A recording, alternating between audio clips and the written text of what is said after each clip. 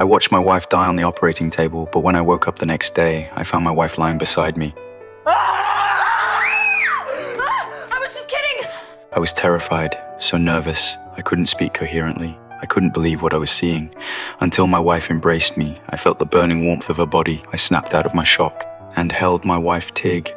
Lee, this was God giving me a chance to love again. I had to cherish it. I told my wife about what happened yesterday, but my wife thought it was just my dream.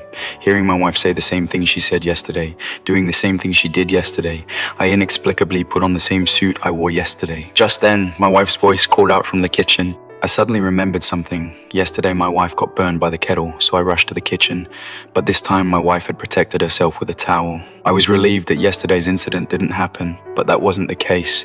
When my wife was curling her hair with the curling iron, she still accidentally burned her hand yesterday on our way to work. My wife got soaked with soda. To prevent it from happening again, I deliberately took my wife down a different route. But what I didn't expect was the person who spilled the soda yesterday still appeared. I quickly pulled my wife into my arms and we barely escaped. I thought this was all because I was overthinking. But as soon as I turned around, my wife still got soaked by another passerby. Everything felt so real.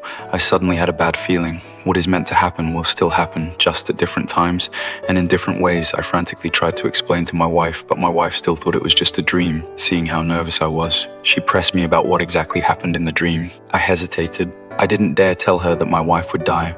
I just said something terrible happened to prove it wasn't a dream.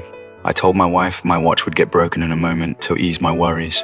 She decided to accompany me to the office. All the way to the bottom of my office building, my watch remained perfectly intact.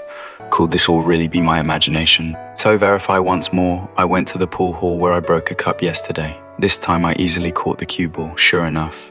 Just like in my memory, what is meant to happen will still happen, just in a different sequence.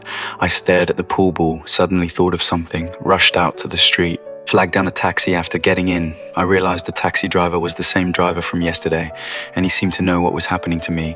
My wife had been in a car accident in this very cab. I urgently asked the driver for a solution, but the driver told me, just one thing. Appreciate her and what you have. Just love her.